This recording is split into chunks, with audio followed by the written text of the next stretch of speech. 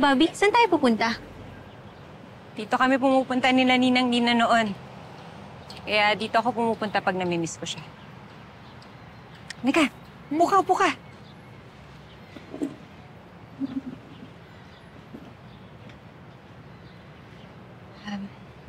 Rain, sorry talaga. Ate Bobby, wala kang dapat ipag-sorry. Kasi wala kang kasalanan. Ako yung maraming dapat ipag-sorry. Kasi inaway kita. Sa kabila ng lahat ng ginawa ko, niligtas mo pa rin ako. Kahit sumabot ka pa sa Switzerland. Kaya maraming salamat, Ate Bobby. Rain, hindi ko lalo mapapatawad ang sarili ko kung may nangyari sa'yong masama. Ano ba yan, Ate Bobby? Ang drama naman natin. At tara, bili na tayo ng pagkain. Halika na, order na tayo. Kuya! Yes, Mom. Ano ba yan? Ito. Anong meron tayo? Meron po tayo man tokwa, galunggong.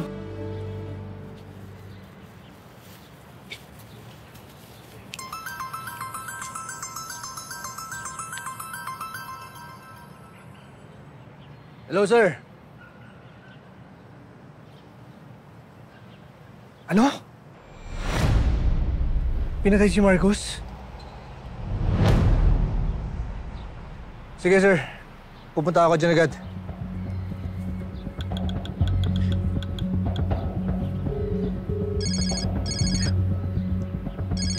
Rain, sandali ah. Hello, Sir Tonyo. Hello, Enriquez. Tumawag si Chief. Si Marcos daw. Pinatay kagabi. Ho!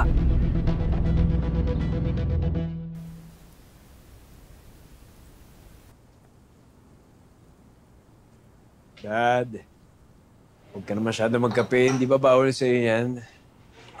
First cup pa lang ito eh. Di pa nga nauubos oh. Dad, you have to take care of your body. Mahaba-haba pa ang laban natin. Sige. Ito. Mga maintenance nyo. Salamat, Glenn. Proud of you. Ikaw ang katuwang ko sa pag-aalaga ng kalabari. Salamat din, Dad.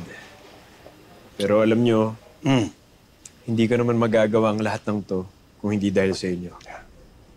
Kaya promise, pagbubutihan ko talaga. Okay. Pero, hindi mo ako matatakasan, ha? Kailangan mo pa rin inumin yung maintenance nyo. Akala ko. Nakalibre na ako.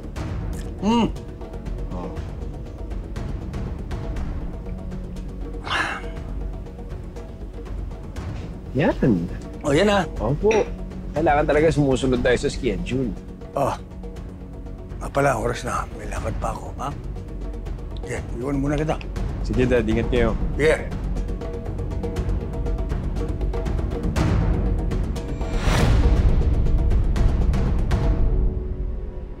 Good morning. Morning, sir. Morning, sir. Po kayo.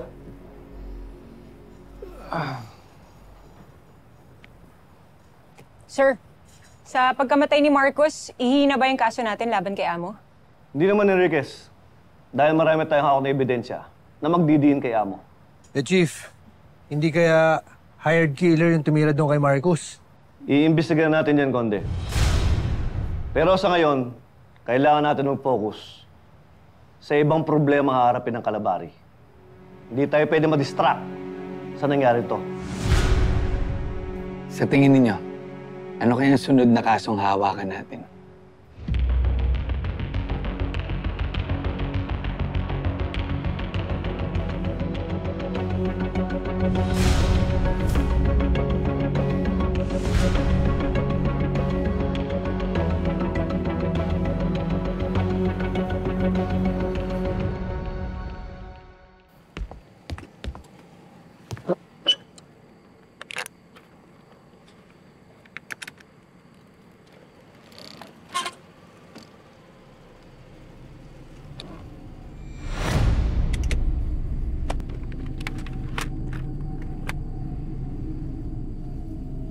ginagawa niya, ate?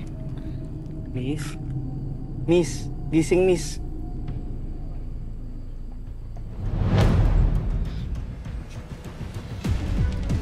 Tulong! Tulong!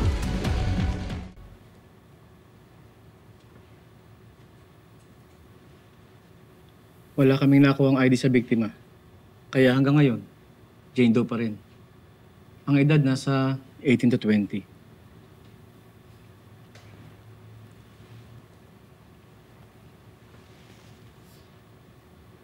Tingnan mo to, Enriquez. Meron siya sa braso. Pati dun sa paa. Sir, yung itsura nito mukhang binitbit eh. Parang yung ginagawa sa mga baboy. Na-rape ba siya, Doc? Negative sa test, Lieutenant Conde. Eh, sa drugs, Doc. Hindi ko pa masabi kasi limitado yung drug testing machine natin dito eh. Pero, posible. Doc, ano yung mga nakadikit dun sa mukha niya? Sir, pimple patch po yan. Uso yan ngayon, lalo na sa mga kabataan. Kaya tatakip nila ng mga tigyawat nila. Kailangan natin yung tulong ni Doc Cecilia.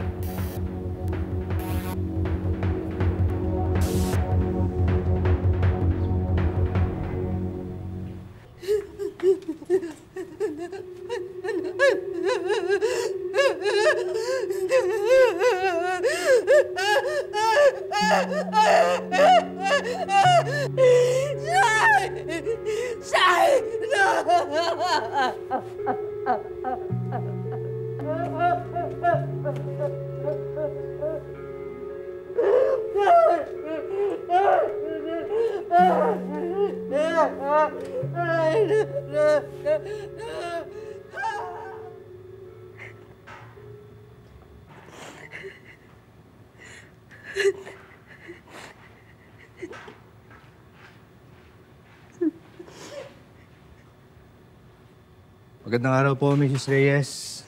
Sir. Ako po si Lieutenant Antonio Conde. Kasama ko naman po si Sergeant Enriquez. Sir, mahanap niyo po ba yung pumatay sa isang anak ko po? Tulungan niyo po ako. Makikiramay po kami. Kaya ho kami nandito.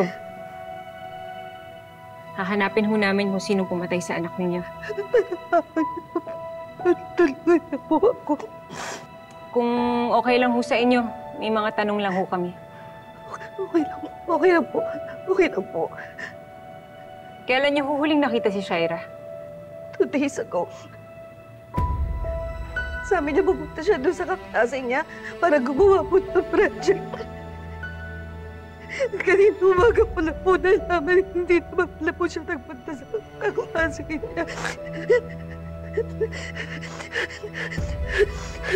May idea po ba kayo kung saan mo siya nagpunta?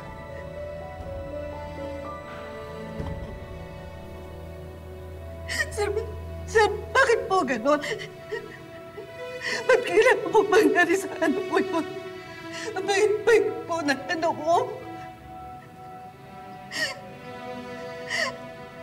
Kung hindi po nangyari sa anak ko yun, sana po siya kapagpatapos na siya ngayon. Kinapang ko yung anak ko, sir. Pinaghirapan ko yung anak ko. Tapos ganun na mangyayari sa kanya.